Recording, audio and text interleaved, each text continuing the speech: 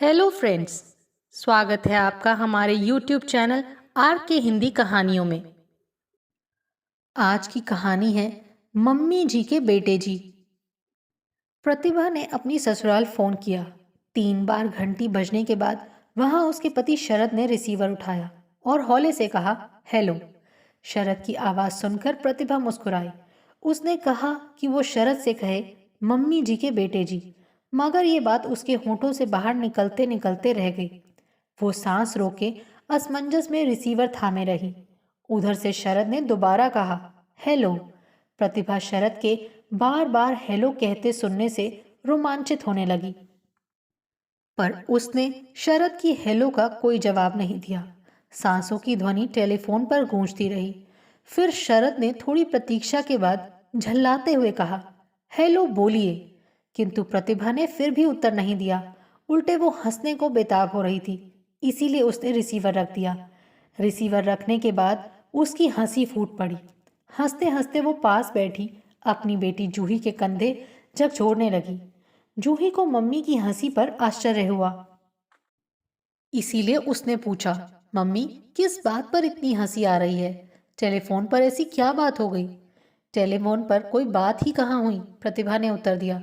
तो फिर आपको इतनी हंसी क्यों आ रही है? पापा पर? जूही चौंकी। हाँ, उन्होंने ऐसा क्या किया? ये समझाना मुश्किल है, मगर कुछ तो बतलाइए मम्मी प्लीज। वो आएंगे तब बतलाऊंगी जूही। प्रतिभा ने पीछा छुड़ाने के लिए बेटी जूही से कह दिया। किचन में जाकर प्रतिभा खाना बनाने लगी, मगर उसकी हंसी फिर भी रुक नहीं रही थी। उसे रह रहकर इसी बात पर आश्चर्य हो रहा था कि शरद भी कैसा व्यक्ति है जो 2 बच्चों का बाप बन गया, मगर अपनी माँ का आंचल अभी भी छोड़ नहीं पाया। बात बात पर मम्मी मम्मी की रट लगाता रहता है। अपने पापा के प्रति तो शरद को इतना लगाव नहीं रहा, मगर मम्मी तो जैसे उसके रोम रोम में बसी है। कदम कदम पर मम्मी उसे याद आती रहती है। विवाह के कुछ वर्षों बाद उसने जब पापा मम्मी से अलग होने का सुझाव दिया था, तो शरद की पहली प्रतिक्रिया यही हुई थी, मम्मी को अलग कैसे छोड़ सकते हैं? इस पर चकित होते हुए प्रतिभा ने शरद से पूछा था, क्यों नहीं छोड़ सकते हो? तुम कोई दूध पीते बच्चे हो जो मम्मी से अलग नहीं रह सकते। तुम्हें कैसे समझाऊं प्रतिभा, ये मामला दूसरी तरह का है। तब शरद ने बहुत ही भावुक होकर उत्तर दिया था, क्या मतलब? कुछ समझाओ ना। बात यह है कि ये भावनाओं का मामला है। भावनात्मक लगाव के कारण ही मम्मी से अलग होना मुझे। भावावेश में शरद अपनी बात पूरी नहीं कर पाया था, क्योंकि उस स्थिति को व्यक्त करने लायक शब्द उसे सूझे नहीं थे। उसने अपने हाव भाव से मम्मी से विछोह की पीड़ादायक स्थिति अभिव्यक्त कर दी थी। अपने पति की इस बात को प्रतिभा समझ गई थी। इसीलिए उसने 2 टूक शब्दों में पूछा था, भावनाएं क्या केवल तुम्हारे पास ही हैं? मेरा हृदय क्या भावना शून्य है? क्या मतलब? मतलब यही कि मुझे अपने मम्मी पापा से लगाव नहीं है क्या? किसने कहा कि लगाव नहीं है? तो फिर तुमने ये क्यों नहीं सोचा कि मैं अपने मम्मी पापा को छोड़कर यहाँ दूसरे नगर में इस नए परिवार में कैसे आ गई? लेकिन प्रतिभा की इस बात का शरद कोई उत्तर नहीं दे पाया था। वो मुंह बाएं देखता रहा था। अपने मम्मी पापा से तुम्हारा ये विछोह तो नाम मात्र का है। प्रतिभा फिर बोली थी, क्योंकि हम तो इसी नगर में अपना अलग चूल्हा कायम करेंगे। हम कोई दूसरे नगर में नहीं बसेंगे, उनके पास ही रहेंगे। यहाँ जगह की कमी नहीं होती तो हम अलग होने का विचार कभी नहीं करते। मजबूरी में ही ये विचार कर रहे हैं। इस मजबूरी का तो शरद भी कायल था, क्योंकि 2 कमरे एवं एक किचन वाले इस घर में विवाह के बाद वो खुद को बंधा बंधा सा महसूस करता था। अभी तक वो माँ बाप भाई बहन के साथ रहता आया था, मगर उसे ये घर छोटा कभी महसूस नहीं हुआ था। पर विवाह के बाद उसे महसूस होने लगा था कि घर जैसे पहले से छोटा हो गया है। इसीलिए इससे बड़े घर की कामना उसने की थी। प्रतिभा ने उसकी इस कामना की पूर्ति के लिए अलग होने की बात सुझाई थी, किंतु ये सुझाव शरद को पसंद नहीं था, क्योंकि अपनी मम्मी से अलग होने की कल्पना मात्र से ही वो सिहर उठा था। इसीलिए इस विकल्प को वो टालता रहा था। शरद के पापा ने ही शरद की पीड़ा समझते हुए सुझाव दिया था, भैया कोई बड़ा घर ढूंढो, 2.5 कमरे में अब गुजर बसर संभव नहीं है। तब शरद और उसका छोटा भाई हेमंत बड़ा मकान ढूंढने निकले थे, किंतु बहुत भटकने के बाद भी उन्हें कम किराए वाला बड़ा मकान नहीं मिला था। जो मिले थे उनका किराया भी बहुत अधिक था और पेशगी में बड़ी रकम की मांग भी थी। उनकी और भी कई शर्तें थी, इसीलिए उन्होंने ये प्रयास त्याग दिया था। वो मन मसोस कर रह गए थे। इसी दौरान 2 कमरे एवं एक किचन वाले एक फ्लैट की सहज प्राप्ति का मौका आ गया था। हुआ यूं था कि शहर से बाहर पूर्वी क्षेत्र में शरद के एक सहयोगी ने वो फ्लैट खरीदा था। वो उसमें रहने भी लगा था, किंतु तबादला हो जाने से उसे जाना पड़ रहा था। वो चाहता था कि उस फ्लैट में कोई ऐसा किराएदार आ जाए जो जरूरत होने पर फ्लैट खाली कर दे, दुखी ना करे।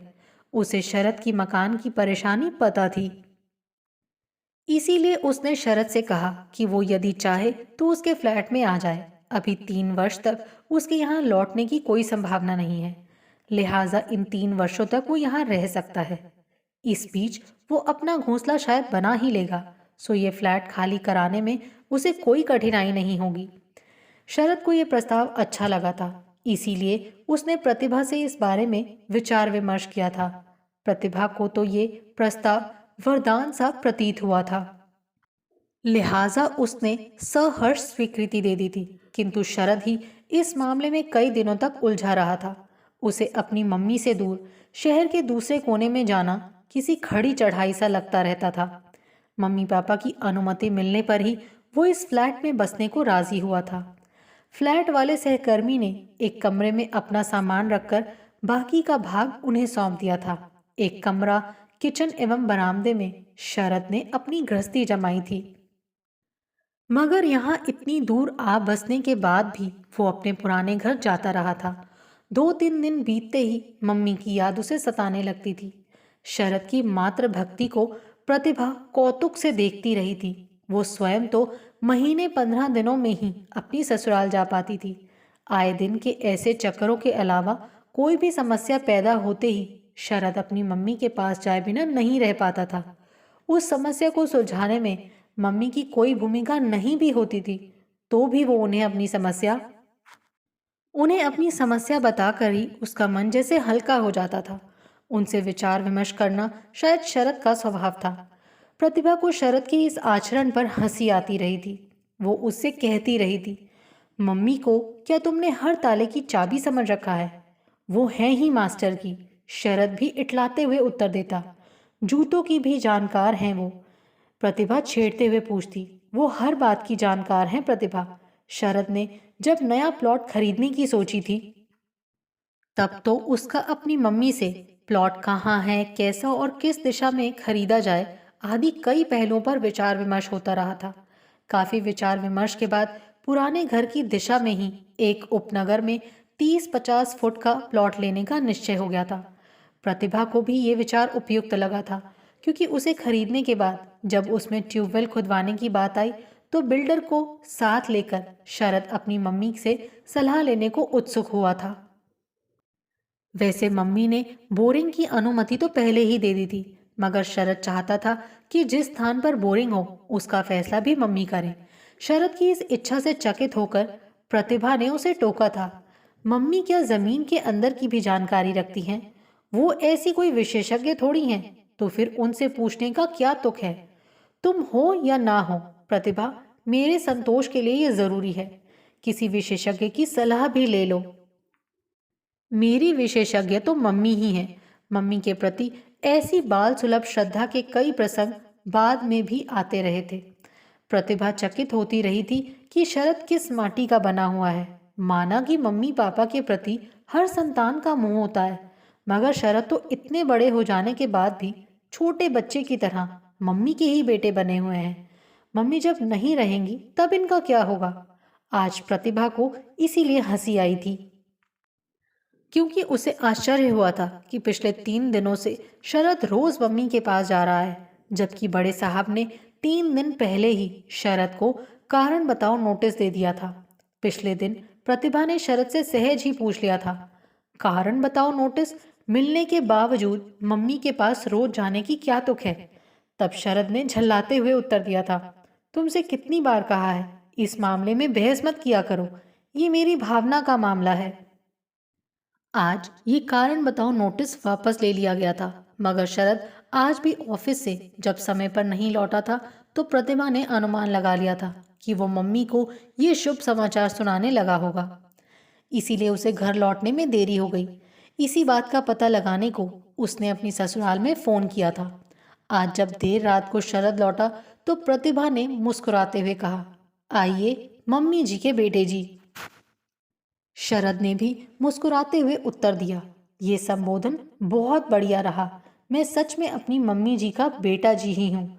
मगर मम्मी जी के बेटे जी, आपकी मम्मी जी जब नहीं रहेंगी तब आपका क्या होगा? ऐसी बात मत कहो प्रतिभा, मुझे तुम्हारी चिंता रहती है, इसीलिए कहना पड़ा। मम्मी का पल्ला छोड़ो अब। कैसे छोड़ूं? जैसे मैंने छोड़ा। तुमने सच में गजब किया। तुम स्त्रियां सच में गजब करती हो। हम पुरुष तो जीवन भर मम्मी जी के बेटे जी ही बने रहते हैं। इधर जूही अपने कमरे से आकर बड़े गौर से अपने मम्मी पापा की बातें सुन रही थी। उस पर नजर पड़ते ही प्रतिभा चहकते हुए बोली, मेरी हंसी का कारण अब तो तेरी समझ में आ गया होगा। आ गया मम्मी जी, जूही ने शरारती लहजे में उत्तर दिया। तभी भीतर से पप्पू ठिनका, मम्मी होमवर्क कराइए। जूही ने शरारती लहजे में हंसते हुए कहा, मम्मी जी संभालिए अपने बेटे जी को। जूही का इशारा समझते हुए शरद और प्रतिभा की हंसी फूट पड़ी और जूही भी ठहाके लगाती हुई परे चली गई। आपको हमारी ये कहानी कैसी लगी? प्लीज़ कमेंट करके ज़रूर बताइए। अगर आप इस चैनल पर नए हैं तो इसे सब्सक्राइब करें और शेयर करें। Thank you.